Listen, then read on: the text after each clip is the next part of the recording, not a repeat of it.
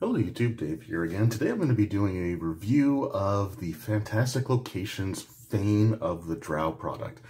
This was sort of a micro adventure or like a slimmed down module that was released back in 2005, was part of the D&D 3.5 line, and was actually a really interesting tie-in product between the D&D 3rd edition game and the D&D miniatures game. So this was the first in a series of these types of modules, and yeah, it was just a very interesting package when it first came out. So one of the reasons that I wanted to actually talk about this is I had thought that I talked about this or done a review for it previously, but looking back through my channel, I don't see anything. So I think there were times that I've mentioned it, but never really dived deep into what the Fantastic Locations product overall, perhaps. So I think it'd be interesting to sort of go through and, look at some of the ones that are out there. This one in particular, as well as a few others that I'll be doing videos for over the course of the next little while. You can find them print on demand on DM's Guild or Drive-Thru-RPG. One thing to note, though, if you do decide to go with the print-on-demand version, because this is a module product that comes with two double-sided poster or flip mats, I do recommend getting the combination of the PDF and the physical print version. That way you can print off the individual pages of the maps at like your local print shop, or you can use your own printer if you don't mind burning through the ink.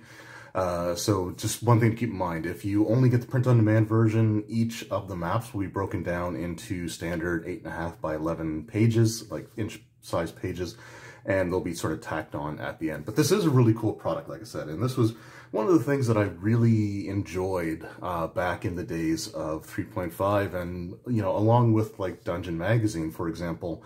There were times where I was more interested in getting these Fantastic Locations adventures than I was the slew of books that was coming out that month for the edition. So yeah, really interesting stuff. So this one here, like I said, this is the first one in the series. This is Fantastic Locations Fane of the Drow. At least I recall this being the first one that came out. Yeah, so let's just take a look at the back here before we get into the actual adventure itself.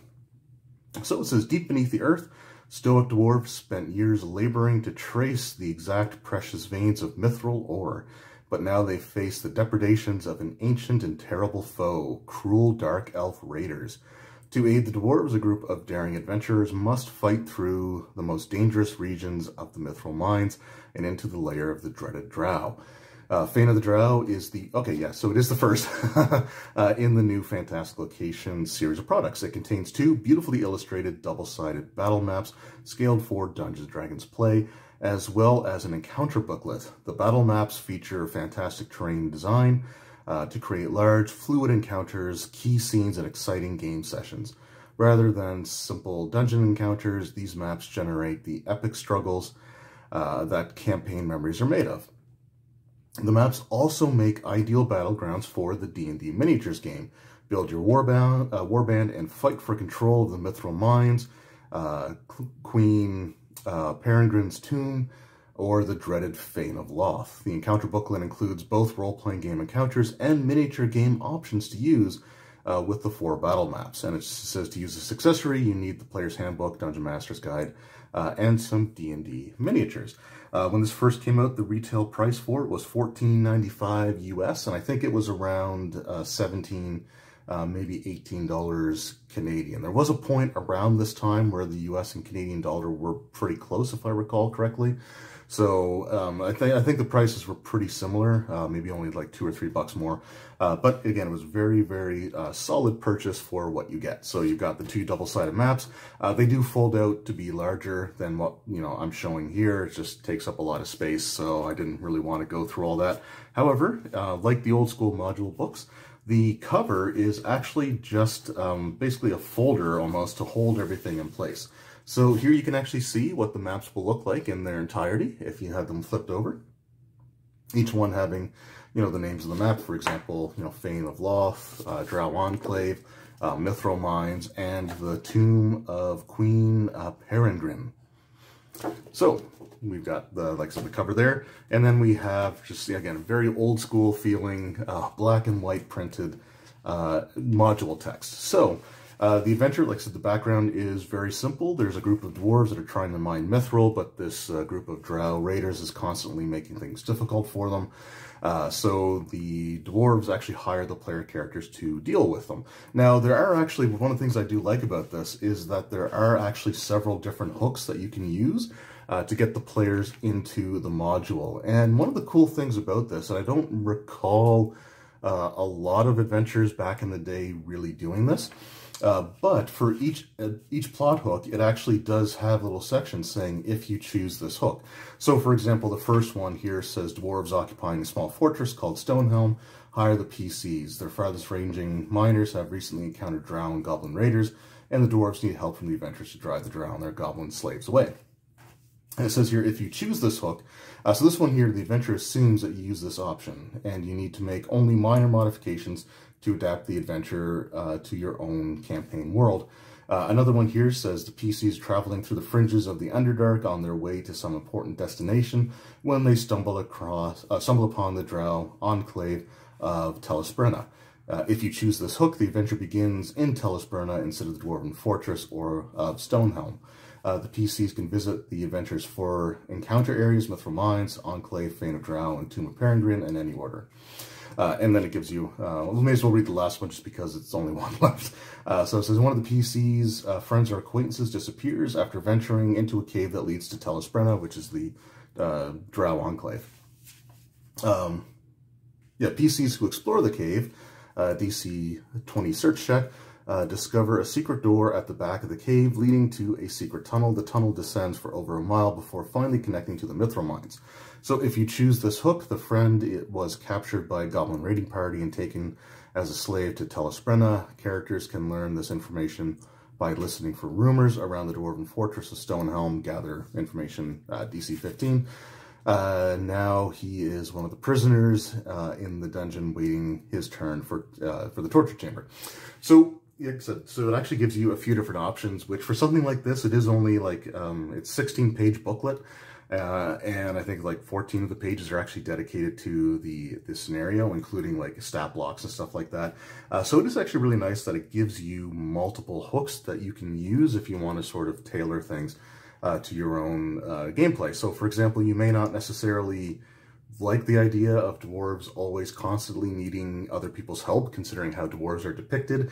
It does always feel a little bit cliche. Like, I know it's a big video game trope in a lot of D&D video games that like these dwarven miners are running into problems and the PCs are the ones that have to help them. So if you don't want to use that, it actually gives you two other like very sensible, logical plot hooks that you can use, as well as some information essentially on how to run the adventure if you choose that hook. So overall, I think that is a really, just a really excellent sort of thing that they've thrown in there that you wouldn't necessarily expect from a product like this. So we start off with the actual characters really beginning in the mines. You can do some role-playing stuff if you want to sort of set the scene, but the adventure begins in earnest when the characters enter the mines. So you start them off in the start area. So each map will have like a start area listed, so it just tells you which one to use. And this adventure actually begins with a bang, because the location where the characters start, they actually get swarmed by a group of goblins that are loyal to the drow that have been harassing the dwarves of Stonehelm. So you have the goblin leader, which is like a goblin fighter character. You have a goblin shaman, and then you have 10 standard goblins. The stat blocks here, or the stat information for the encounter information, I should say, gives you the name of like important NPCs, who they are, what their hit points are, and it will tell you where you can find their stats, as well as, because this is a D&D Minis tie-in product, it will actually suggest a miniature to use to actually represent the NPC or the monster in combat. So it's pretty cool. So for the Bloodweb Okar, the goblin leader, it suggests using the Snig the Axe miniature and it even gives you the set that it came in, which was Archfiends, and the number of what like that miniature was. Then you have the Goblin Shaman, and then you have the Warriors, which are actually found in the Monster Manual, so it gives you the page reference there as well, and again, it tells you which ones to use. It also gives you the tactics, so the goblins here actually, they like to use a lot of hit and run. Shoot and scoot is the term that it actually uses here, which I actually, think is kind of cool to see. Like, the goblins just don't throw themselves, they do actually will use hit and run tactics. And the other thing that's interesting about this encounter is it actually triggers a nearby group of Dwargar. Now, again, here's actually the actual stat block. So for NPCs that aren't found in the monster manual, they do actually give you their stats in the adventure where you'll encounter them.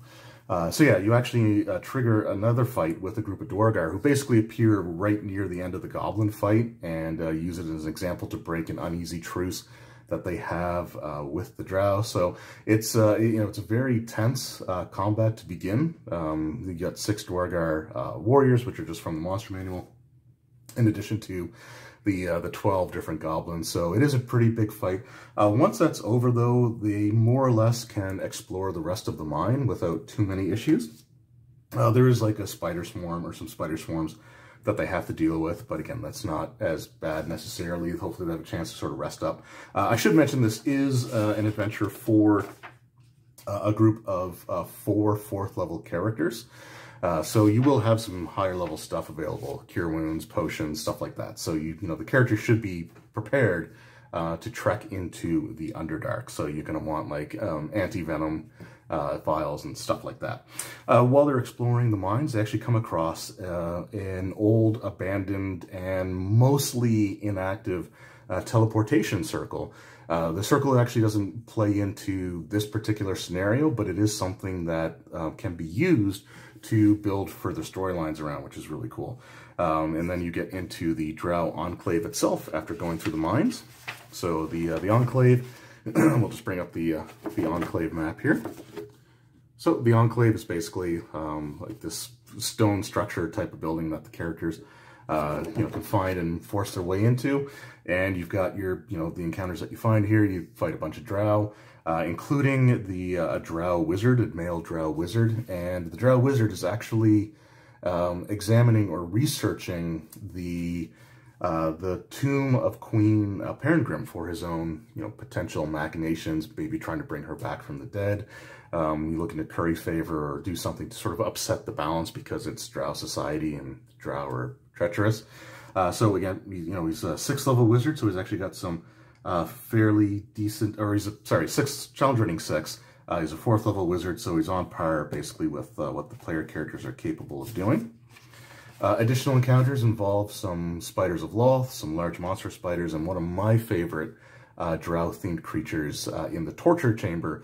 They find this Dregloth, which is the result of a union between a Drow priestess and a Glabrazu. Now, a Drow priestess is, roughly, human-sized. They typically are a little bit taller than Drow males, so they might be like 5'8" sort of area.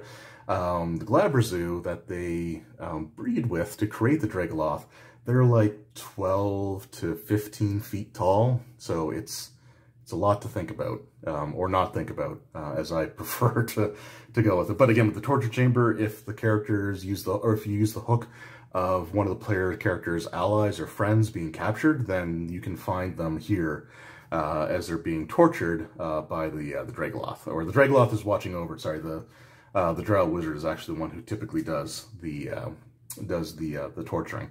And then from there, you go into the Faint of Loth, which is essentially the temple in the Enclave. This is sort of like the holy grounds or unholy grounds, however you want to look at it, for the Drow. And this is where the Drow priestesses are currently gathered, one of which being Destra Darkweb, is desperately trying to complete rituals and do things to curry Loth's favor because, well, that's what they do.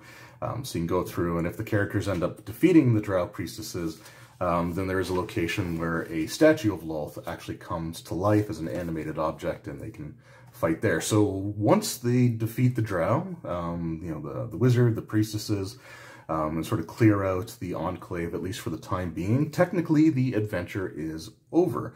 It does actually give you a little section for further adventures, so some things that you could look at, like having the teleportation circle, lead to somewhere important. There are clues about a larger Drow city, sort of in the relatively nearby region that could pose a problem as well.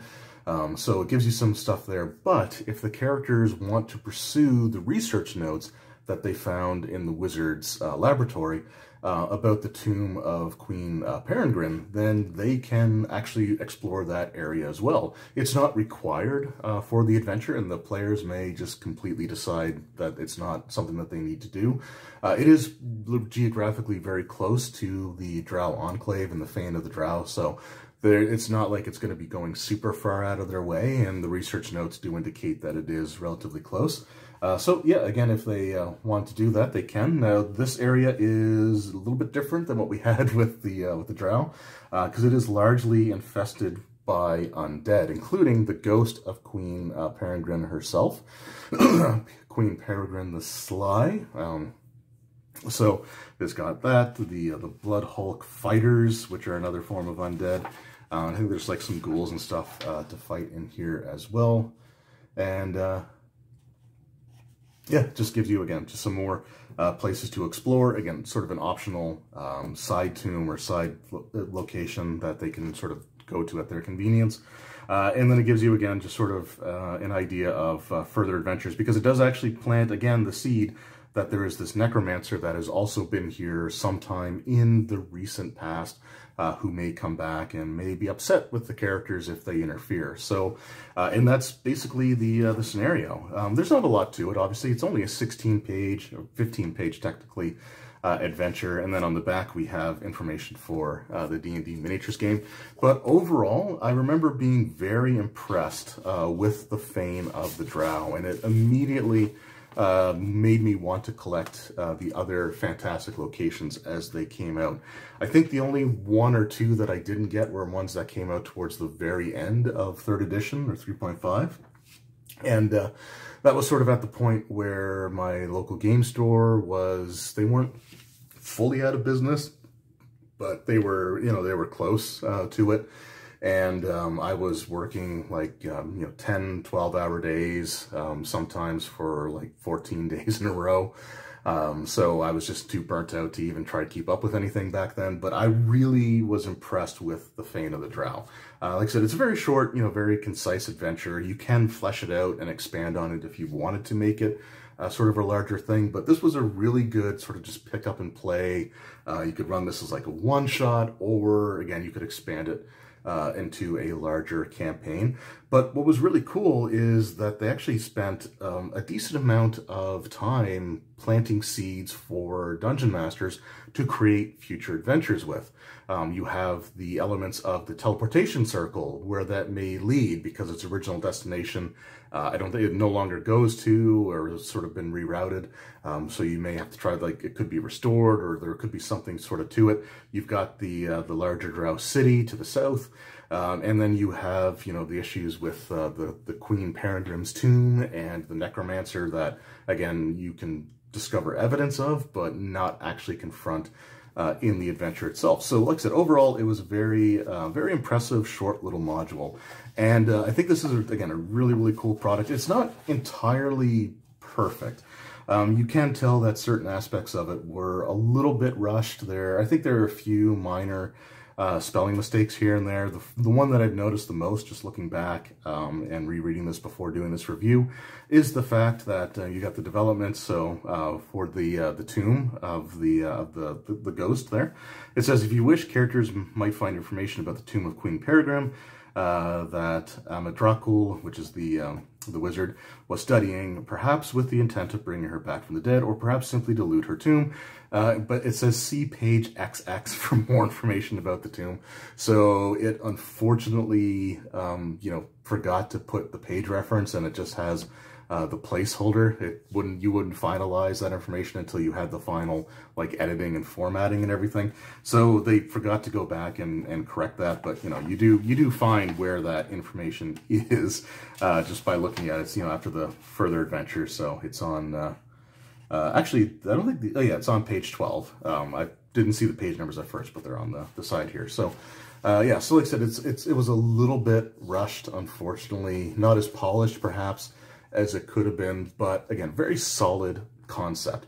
And this is something that, again, you know, it is available print on demand, so you can get this version of it through Drive-Thru RPG or DM's Guild, because you can go onto the DM's Guild page and find print on demand stuff. I had someone swear to me that you couldn't do that, but every print on demand D&D book that I've ever ordered was through the DM's Guild site and not the Drive-Thru RPG page. But anyway, so you can get the original version, but I also wanted to do this video because I think this would be a really cool idea for Wizards of the Coast to bring back. I mean, they have miniatures lines that they've been pumping out, and while, you know, they do sort of roughly connect with the adventures and storylines that they're doing, just having like these maps to use, having short adventures, just again, little modules for cheap, with a couple of double-sided maps and references to which miniatures to use.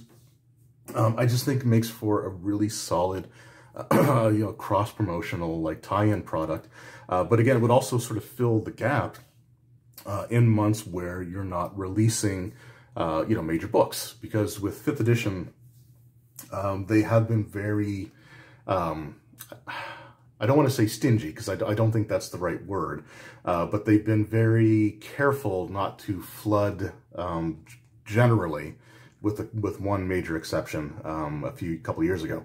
But they generally try not to, like, overly flood the market, basically, with, like, bloat. Like, they don't want to have so much stuff coming out that people can't keep up with it, or, you know, they decide not to bother. And, like, once you decide to stop getting stuff as it comes out new, it's easier and easier to justify just not getting anything else. I mean, that's what happened with me in 3.5.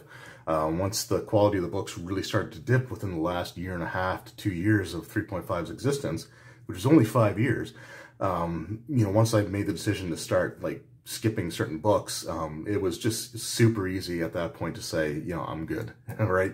But having something like this, like I said, just, you know, a $15, $20 little module with some maps, like some accessories that you can use, and a decent adventure that you could run as sort of like a one-shot or over the course of maybe a couple of sessions, I think would be a great way to have something coming out in the months between your major book releases.